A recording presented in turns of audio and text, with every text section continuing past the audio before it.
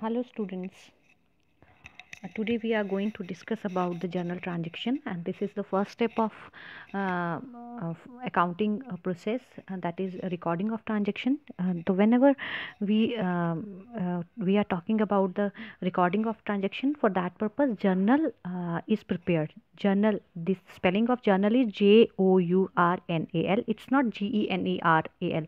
General means सामान्य, लेकिन JOURNAL journal का मतलब होता है जहाँ पे सबसे पहले ट्रांजैक्शन को रिकॉर्ड किया जाता है। ट्रांजैक्शन मतलब व्यावसायिक लेन देन। जैसे ही व्यवसाय में कोई भी व्यावसायिक लेन देन किए जाते हैं तो उसको सबसे पहले जर्नल में रिकॉर्ड किया जाता है। और किस तरह से इसका फॉर्मेट होता है, किस तरह का इसका फॉर्मेट रहता है, उसको पहले सबसे पहले मैं डिस्क्राइब करूँगी। तो इसके 5 कॉलम्स होते हैं। The first column is for date, the second column is for particulars, the third column is for ledger folio, and the next one is debit, and the another one is credit. Means journal का format जो है उसमें 5 columns होते हैं।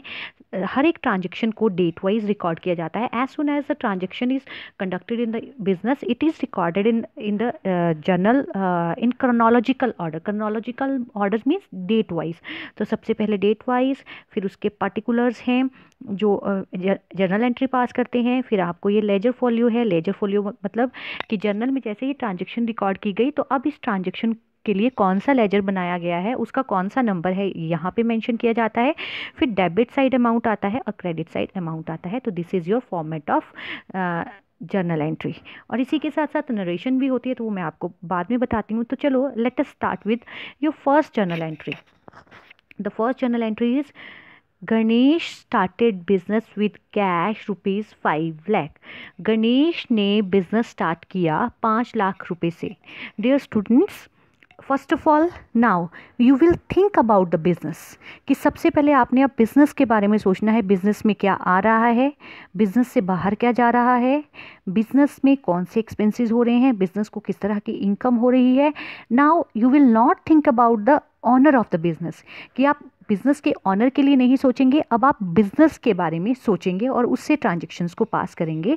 Then your first transaction is Ganesh started business with cash ₹5 lakh. Ganesh ने 5 लाख रुपए से business को स्टार्ट किया है। जब बिजनेस के स्वामी द्वारा बिजनेस को स्टार्ट किया जाता है, जिसमें वो कैश लगाता है या गुड्स लगाता है या एसेट्स लगाता है, तो उसको कैपिटल कहते हैं। The amount invested by the businessman in order to start the business or the goods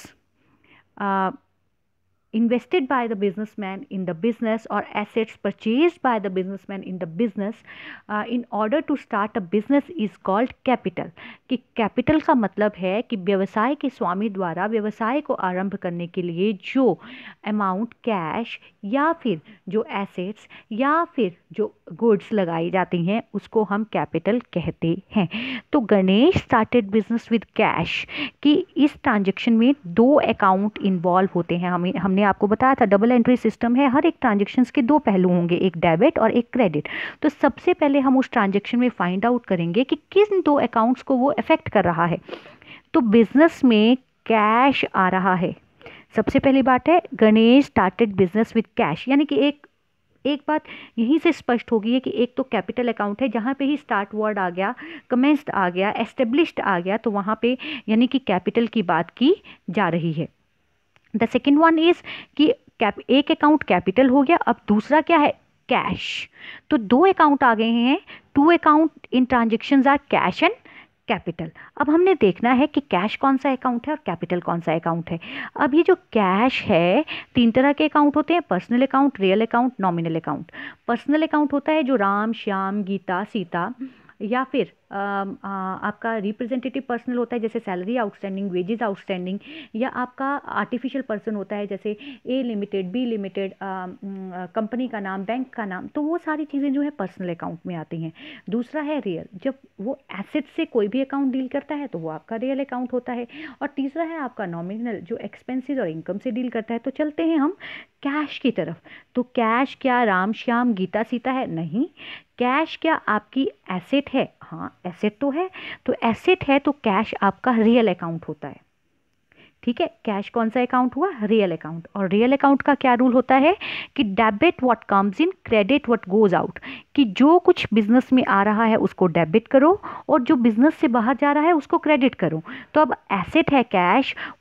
अब बिजनेस पॉइंट ऑफ व्यू से सोचिएगा कि Ganesh started business with cash, कि गणेश ने बिजनेस को स्टार्ट किया कैश से। अब बिजनेस में कैश आया, ठीक है, बिजनेस में कैश आया तो कैश कौन सा अकाउंट है? रियल। और रियल अकाउंट का रूल बोलता है कि बिजनेस में जो आता है उसको डेबिट करो और बिजनेस से जो बाहर जाता है उसको क्रेडिट करो। तो अब बिजनेस में कैश आ रहा है तो डेफिनेटली हम उसको क्या करेंगे, उसको हम कैश को डेबिट कर देंगे, ठीक है।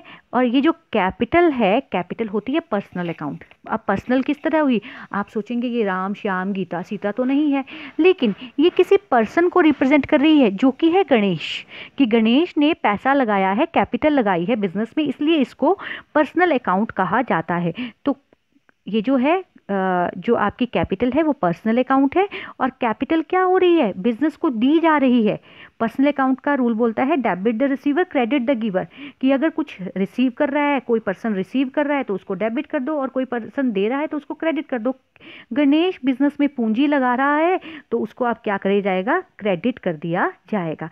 यानी कि आपके दो अकाउंट्स थे, कैश और कैपिटल। कैश रियल अकाउंट है, रियल अकाउंट का रूल है कि बिजनेस में जो आ रहा है उसको डेबिट करो, बिजनेस से बाहर जो जा रहा है उसको क्रेडिट करो। क्योंकि बिजनेस में कैश आ रहा है इसलिए हमने कैश को डेबिट कर दिया, और ये गणेश जो है कैपिटल दे रहा है तो कैपिटल को हमने क्रेडिट कर दिया।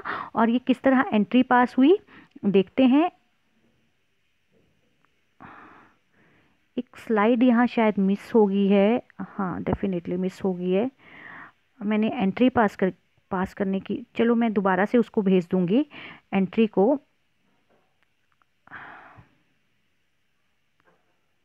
यहाँ वो स्लाइड मिस है। हम्म, कोई बात नहीं, अभी आज हम पहले इसको समझते हैं, फिर इसका जो स्लाइड होगी मैंने बनाई थी वो मिस हो गई है तो मैं आपको बताऊंगी किस तरह से उसको आपने बनाना है, ठीक है। तो अभी आपके दो अकाउंट्स हैं, कैश और कैपिटल।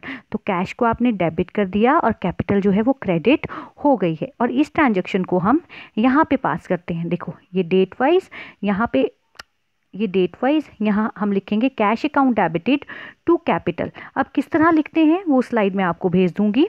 The next is,